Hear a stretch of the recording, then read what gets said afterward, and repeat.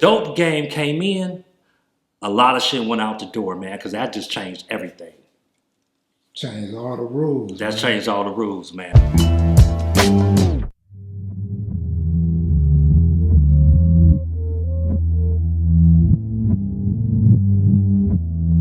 For the dime moves and the lokes, for the 6-4s on spokes, for the OGs that did a dime, came back around on parole, for the homegirls with the scrap game, little homies that gang bang, from Pelican Bay to YA, rearrange your mind frame. Yeah, I know what you been through, shit you had to go tend to. Your mama gave birth on the turf, I know them killers you kin to. This for the lost generation, broke as hell, mad and impatient. But if you know your history, you can't have a strong foundation, baby. Kev Mac video, you know this is for sure. Kev Mac video. Hey, how far is Pasadena from Altadena from Pacoima? From Pacoima? Yeah. Man, you gotta quite a distance? It's a distance, man. You gotta get on the freeway, man. You're probably talking about 15 to 20 miles out, maybe. Okay. 15, 20 miles, you know? Yeah. So it's probably about a 20-minute drive. Any famous people from your hood? Well, might have made it out the hood and did something with their life? Well, we had a couple of homies that was up, you know. And I want to say this, you know, Rodney King was an Altadena cat. He wasn't from the hood, but his brother, TikTok, was from the block, actually. So that's one cat we had. Yeah, that's his nigga name, TikTok. Yeah. But Rodney himself, he was just an Altadena cat. You know, he came across a little bit of paper. Now, we had homies that had other, like brothers that played professional football and stuff like that. Did you guys just go to Rose Bowl parades? Yeah, we used to go to Rose Bowl. Fight? Now, you talking about like as a hood, Rosebud? Early on, yes, we did. But, man, that's a real big family environment, man. You know, you would probably get taken to jail. You go down there with that because you got a lot of white folks that's coming to see them parades. You know what I'm saying? As kids, did you guys, parents used to take you there? Yep. Was that a big thing? That was a big thing, man, all on Colorado Street, man, the day before the parade. They, you know, partying out there, man, doing fireworks. It was crazy back in like 79, 80 when I was growing up, going out there. You ever been to any bowl games? Super Bowl games? No, Rose Bowl games. Yeah, yeah, the Rose Bowl right there, man. You know, he's been all down there. Yeah. What was the drug scene like? And the ladies, Well, yeah, man. It's. I mean, you know, when that crack era came in, man, you know, you have people selling it, man. You have people using it, man. Just like in the other hood, you had some people that was probably trying to, you know, be up off of it. But really, man, it really hit our hood, man, and really fucked up a lot of brothers and sisters, man. You know what I'm saying? You had, like I said, you had some people to try to ball off of it. But, you know, the thing was, you know, Kev should, you know, take that shit out of state. Double it worth more. To move the product, you know. Yeah. So look, let's go back to your YA or YTS?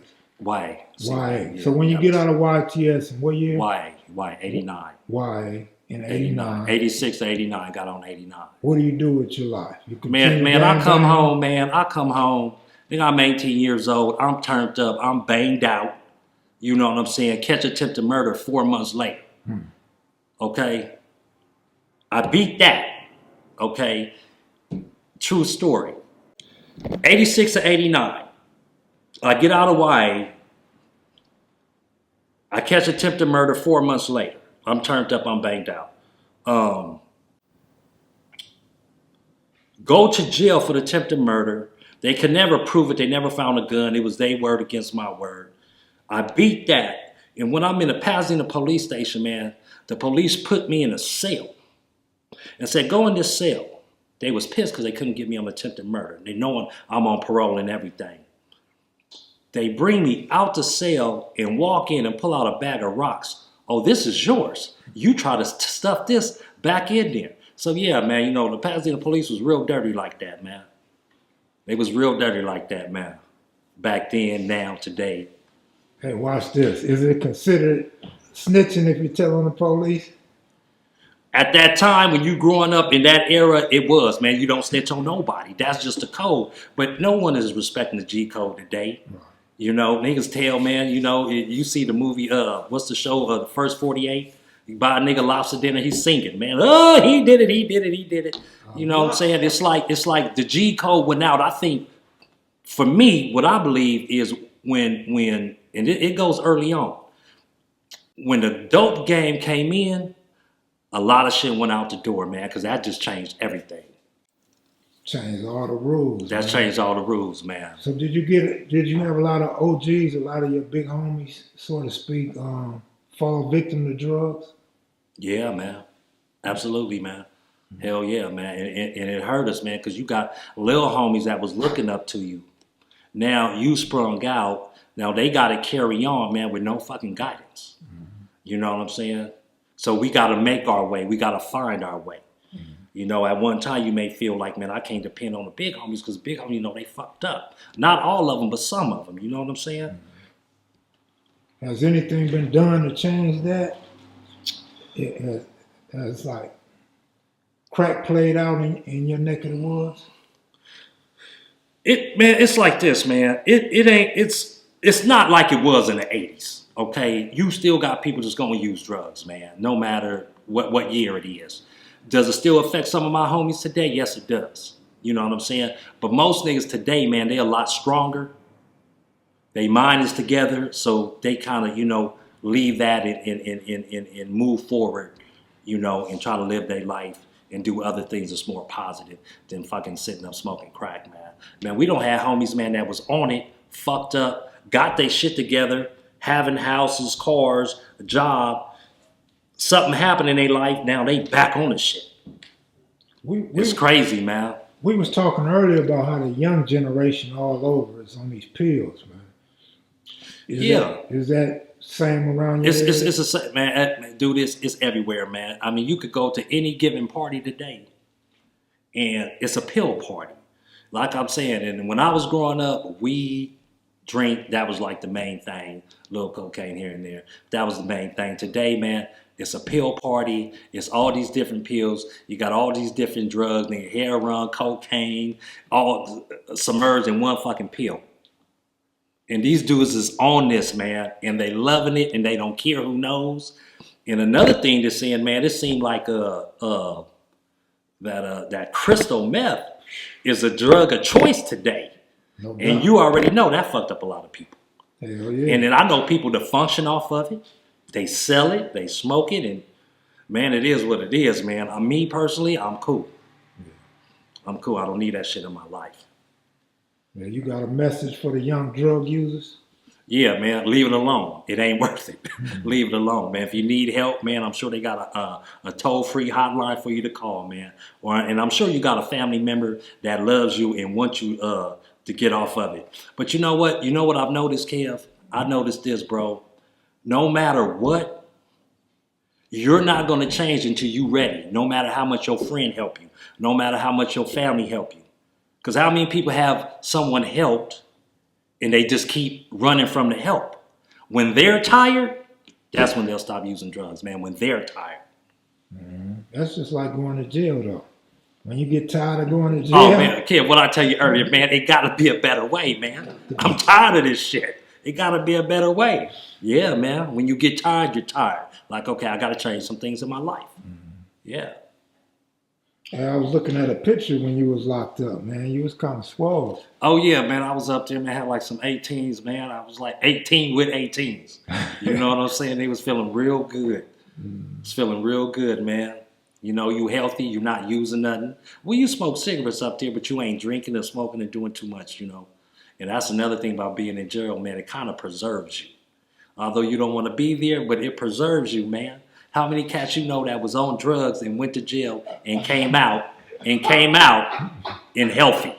I had to turn around and see if we preserved this guy right here. Hey, that's an OG home right there. Yeah, he's preserved. Hey, I've been out since 1992, y'all. Right, he's preserved. 1992. Never smoked, never drank. He's preserved. But I was crazy as a motherfucker, though. And look at him. Boy, look good. Skin look good. Don't look nothing my age. A little gray, though. Been out too long. Look about 35.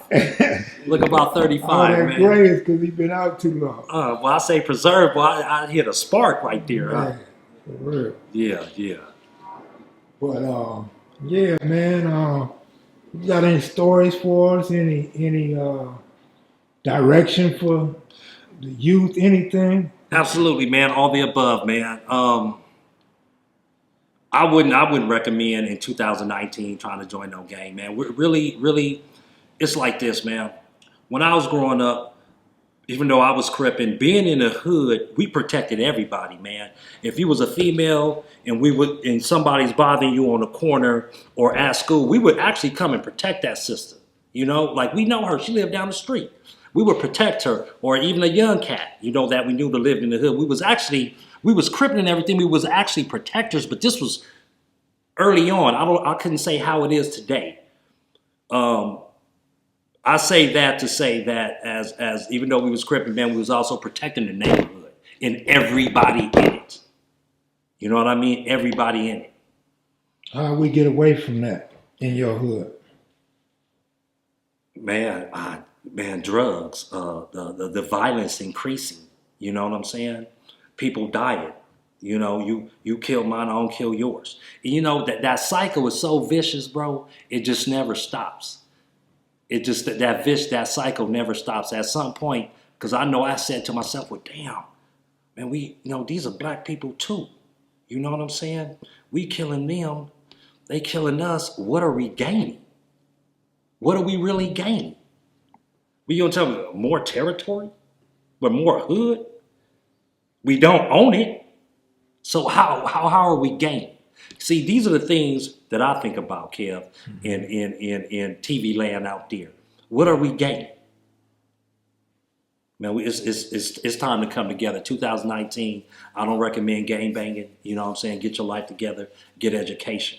And rest in peace, Nip. You know, that's one fallen soldier that's bringing people together, but he's not the only one. You know what I mean? We have other fallen soldiers from other places.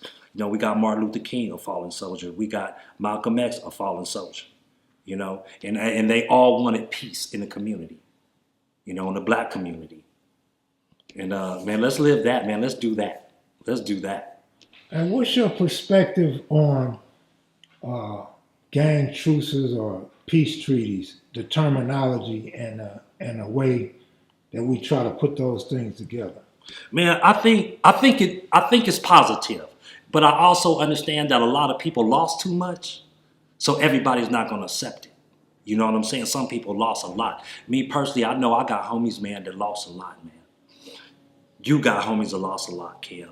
And some people may want it in their mind, but it's not in their heart. You know what I'm saying? Of course, we want to stop the violence. I'm sure it can't be a brother on here that doesn't feel like, yeah, this violence needs to stop. But you know what? They killed my brother. Fuck them. Man, it's a lot of people that feel that way. I don't know what we're going to do to move past that. But, man, we got to find a solution, man. But the peace treaty, I'm with it, man. I'm with it. You know? And it's, you know, people say gangs today. I like to say we're tribes. We're tribes. You know, this African tribe. I'm from Altadena Blocc Crips. You from 60s. This brother from Santana and Compton. Man, we're tribes. And I like that terminology. It just sounds better. Mm-hmm. You know, versus, nigga, where you from? What gang you from? Hey, brother, I'm from this tribe. My brother. And maybe that's a start in the right direction. Mm-hmm. You know what I'm saying? To try to bring brothers together. Now, since the passing of Nip, man, I've been walking down the street. I see brothers with the red, the blue, with the black fist in the middle, you know, holding up the black power sign. I'm seeing this, brother. I live in Long Beach now, and I'm seeing this. I'm walking outside my house, going for a walk, me and my girl, and we see brothers representing this. I'm like, oh, man, what movement you pushing? Man, I'm pushing a movement out of South Central Los Angeles, man. You know what I'm saying? And he walking freely in front of the police, you know what I'm saying? Because the police was passing by with his shirt representing, man, unity, man.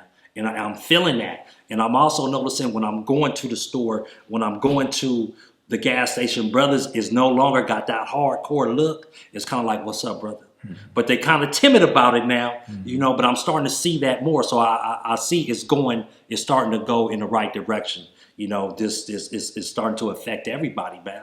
And I don't know what it is about Nip, man, but his passing, brother, touched so many people that didn't know this brother, man. that's amazing. That's amazing, man. Yeah, I'm witnessing the same demeanors around the city, man. I've been gone for a while, but I come back and it's like brothers really do want to come together. Yeah, yeah. Was you around in 1992? Yeah. The Rodney King incident? Yeah. Yeah. What was going on in your city? Did you guys? Oh man, it was man. This banging was turned up in the '90s, man. Mm-hmm. Yeah, man. We went through I got some stuff I could pull up on it, but during that time, '93, I think we was dealing with fire bombings, man. It was 10 killings in about 2 or 3 months, back and forth. On some gang shit? Man, hell yeah, on some gang shit. Pasadena and Altadena at war. It started off some fire bombings. Man, my homie lost some a family member, man. You know what I'm saying? Mm-hmm. In that fire bombing, man, and it was on. And some of the Caribs said that was one of the worst times that they experienced out there. It was about that time, 93. It was 93 right after the truce, because the truce didn't really last too long. And we really didn't have a truce with the cats in Pasadena. However, it was a time that we did sit down with them cats. I was one of the dudes that sat down with them. It was just so much going on in the hood. It was like, man, we trying to push this movement, but right now, man, we got to go to the hood, try to calm the homies down because they own one. Mm-hmm. And it just never calmed down, and we just never got back to that. But we did have a sit down with some cats from Pasadena back in about 92. What you want to say? Various things, Kev. I want to say various things, man. I want to first talk about our adversaries, because I know one question I don't really recall you asking me. I don't know if you're going to keep all this in or edit or whatever, but were the PDL strong? Was it man, that was a hell of a beef, man. Man, that's a hell of a beef, man. Them dudes got some riders, they got some killers, but so do we. But that's a hell of a beef, man, because a lot of blood's out there. You know what I'm saying? For us to be a small hood, man, we fought a big-ass blood hood, along with them and the Squigglies. I guess, I don't know if everybody really know how it is out there, man. It was killings. It was a firebombing that happened in like 89, 90, 91, maybe around 93. My homeboy's house got firebombed. It hit the news, just the firebombing, but never did anything else come up about the 10 or 11, 12 killings that happened over maybe a 60-day period. None of that never hit the news, man. It's like, long as we suffer in silence, it's okay. You know what I'm saying? But I'm just letting you know, man, with some real gangbanging going on out there, man. The way things are today, man, I think, it's watered down. I think shit's watered down here in 2019. You know what I'm saying? I don't recommend nobody to gangbang today. Go get a job, make some money, man, get an education. And I also want to add our allies. Back then, when I was speaking from a period when you had asked me, Kev Mac, who was our allies? I was referring to that time period in the early 80s. And it was like the whole SGV core today, the blocks. I mean, we got along with all blocks. Santana's our big brothers. The Pasadena Raymonds, the Do-Rocks, Trey 5-7, that whole Pomona Sin Town. So shout out to the homies in the 818 Wisset.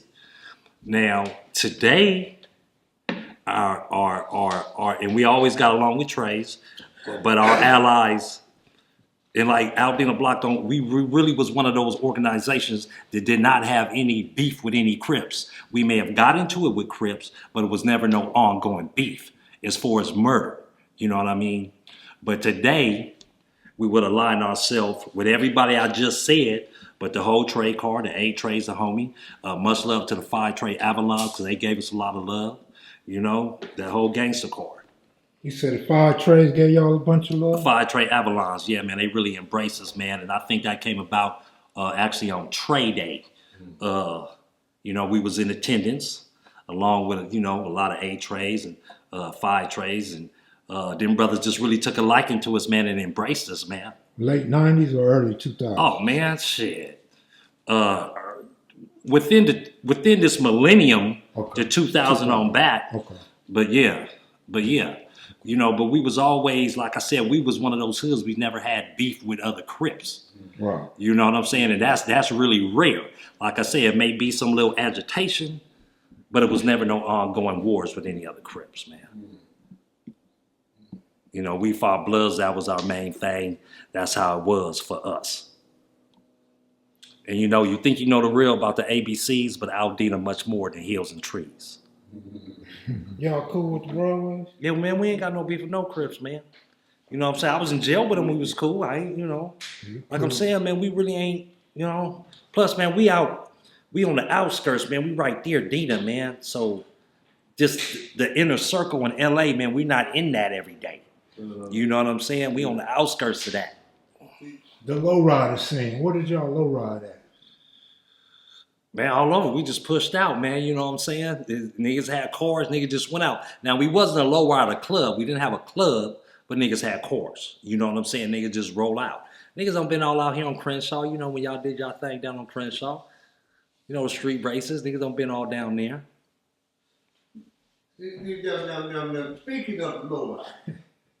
What? Hey, man, we got the homie. That's gonna be the Goldie Hunchy. Yeah, we got the homie OG Hunchy, man, from Five Tray, man. He loves speaking the history, so don't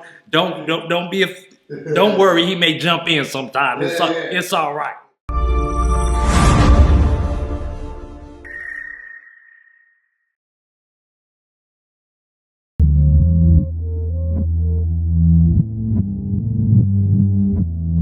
For the dime moves in the lokes, for the 6-4s on spokes, for the OGs that did a dime, came back around on parole, for the homegirls with the scrap game, little homies that gang bang, from Pelican Bay to YA, rearrange your mind frame. Yeah, I know what you've been through, shit you had to go tend to. Your mama gave birth on the turf. I was the founder. I created Conan Pocket in my mother's garage. I had a lot of, lifting weights, and I was on swole. They started calling me Big Miz.